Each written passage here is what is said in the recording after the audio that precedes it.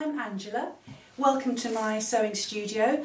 I run a sewing school in Herne Bay on the Kent coast.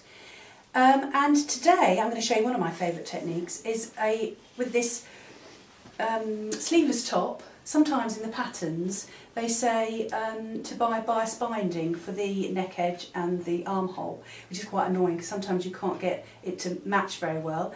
Or they ask you to make your own, which does take up a lot of fabric. But I prefer making my own facing for it. It makes a lovely neat edge and round the neck. So what you do is I've traced a pattern here. I've traced a size 16 on my baking paper. And then if you get tracing paper or baking paper and you put it over the top, and you can just trace the top edge around the armhole, and then if I show you on the garment what we're trying to achieve, and then you can see.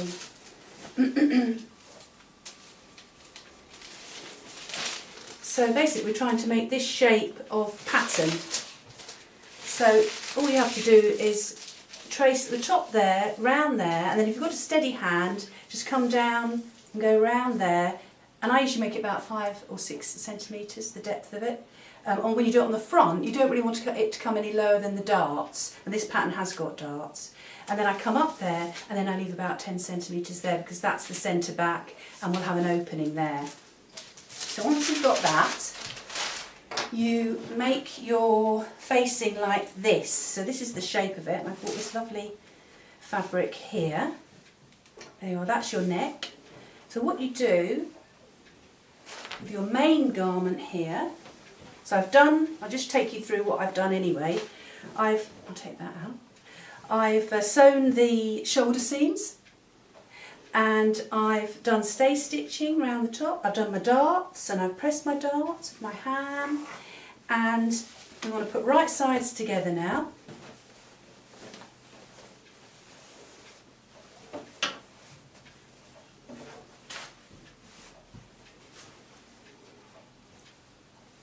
Let's get that right. So lay that all down, right sides, like so. So what you want to do, the main things you want to do is you press these open. Can you see that? You press those open, you put a pin in, like that. And then on the other side,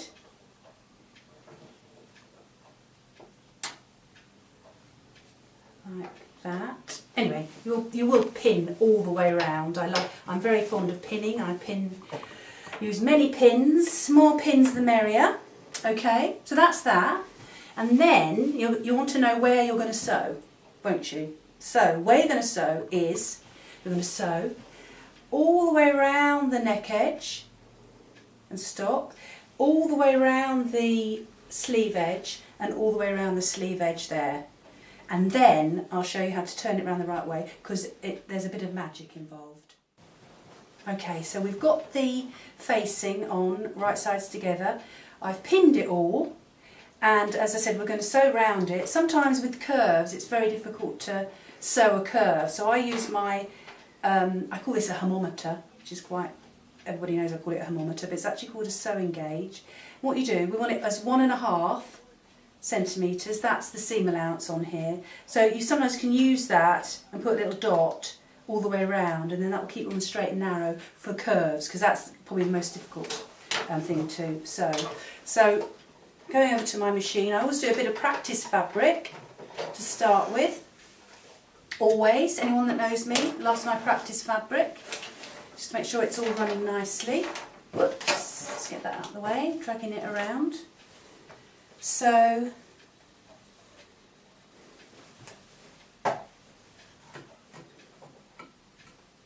also I've got some washi tape on my machine, and if I keep it flush to the left side of that, I've set it up, then it should be 1.5. So you don't really need to do any reverse at the start. As I said, I do like pins. Come around here, and I'm doing it in white. Make sure you've got your notches matching as you go round. When you start using 1.5 centimetres as your seam allowance, then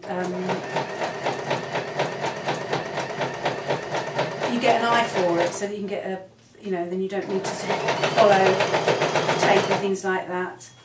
Right, so go over the shoulder,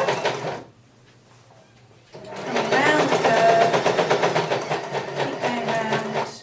Oh, I always try and stop with the needle in, just in case I get a phone call and I have to rush off, and then I know where I'm going to start. Going round and round.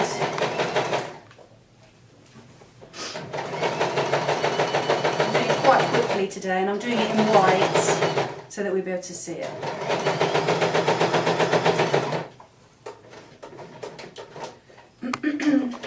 So that's one armhole. I'm going to do the other armhole on my trusty machine. Whoop! Ooh, that's novel. I'll take that back. That was a pin head. Just came off. Naughty pin. I'm coming around here.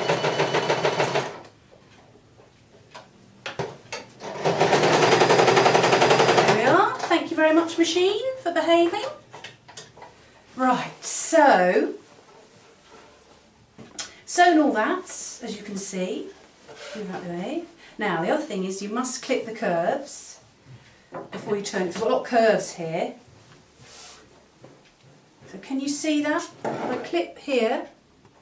So I'm just going to clip quite near my stitching.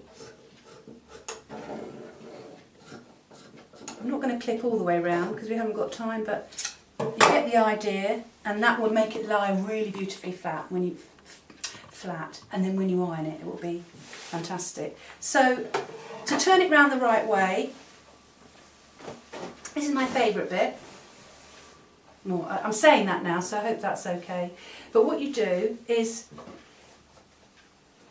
you get your hand in there, and what you've got to do, you can see this, is bring that through there, push it through, pull it out. You can see all my white thread now, so if you did it, then you'd probably try and match it with a nice green. And pull it out. Depends how wide your straps are, but these are quite thin, so this is a bit more tricky. I suppose you could put a pin on the end and thread it through. Whoops, holding the wrong bit. It's coming.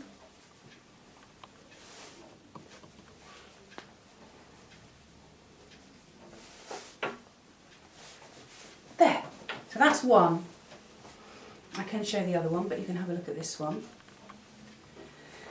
So that's how it is, like that. Now you can see it's not lying very flat because I didn't clip all the curves, but I will go back and do that. So that's how it goes, like that. Right, so what we've done, we've sewn all the way around, and I've pulled them through, both sides, through the shoulder seams here, and I've given it a good press so that it's all lovely and neat, and I have actually done a little bit of understitching here, what I suggest is do sew the neck edge, then do the understitching, and then you can do the armholes. But understitching is really important. I love understitching. I've done it in white here. You shouldn't be able to see it that obviously, but it's just on, you sew the just the facing on the facing side. You don't see it on the right side, and it just pulls it in nicely and makes it all nice and flat. So what you do, the side seams, lift that up, and then you can just open up. Can you see that? Open up these seams like this. Oh no, hang on, don't look at that. That was me putting it on the darts. Open up that seam and then match those, because this is your underarm, so you really want those seams to look really good and like really match. You don't want to have to go around with your arms together, not, you know, show off your sewing. Right, so what I'm going to do is just sew all the way down there, and you might have to do a little bit of a pivot there, leave your needle in, pivot, because it's not quite a straight line there, and then if you do that, then it will be all lovely and neat on that side, and then that will turn under like that and look all beautiful. And then that's the side seam, and the same you do on the back. You'd open it up like that, and open up like that, like that. You can open up those seams, and then you'd pin it, and then that would go back beautifully there. So what I would do is I would actually leave a gap there, because that will be the back, so you can get it over your head. So you don't have to bother with the zip all the way down, you can just have a little opening there. And then that will be your garment all finished. Or that part of it anyway. So I hope that's been helpful. I certainly love facings on tops. I hope to see you again sometime. Thank you for watching. Bye.